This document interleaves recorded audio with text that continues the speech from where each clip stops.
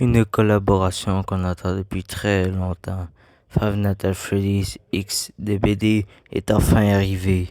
Donc aujourd'hui je vais vous expliquer pourquoi Springtrap est aussi fort alors qu'il vient juste de sortir.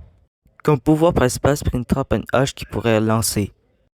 Si vous manquez votre tir de hache et un survivant passe, son aura sera dévoilée.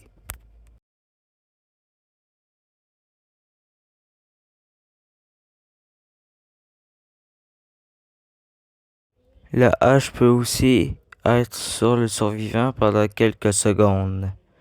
Et si vous la récupérez en même temps d'être sur le survivant, il y aura une animation. Il y a 7 portes sur la map éparpillées de manière aléatoire. Et aussi les survivants peuvent aussi y accéder avec des caméras.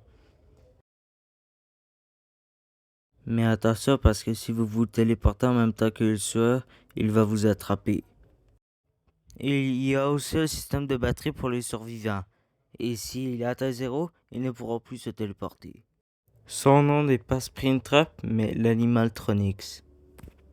Il commence avec 3 perks.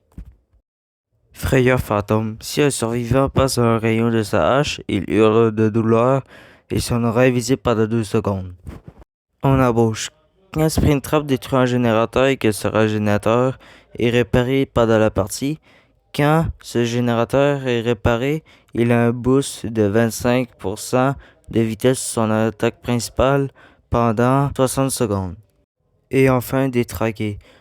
Quand un survivant lâche la manette de sortie au-dessus des 50%, la jauge pour sortir descend. Springtrap arrive aussi avec plusieurs skins. Un du lapin jaune du film FNAF, un de Glitch Trap, un de Toxic Springtrap et enfin un de Clown Trap. Il arrive aussi avec un nouveau mari mais que je ne pourrai pas vous montrer. Donc ceci conclut la présentation du nouveau tueur Springtrap de DBD. J'espère que vous aurez aimé cette vidéo. Si vous l'avez aimé, n'hésitez pas à mettre un like, abonnez-vous, partagez à vos amis si ce n'est pas encore fait. Nous à la prochaine, bye tout le monde.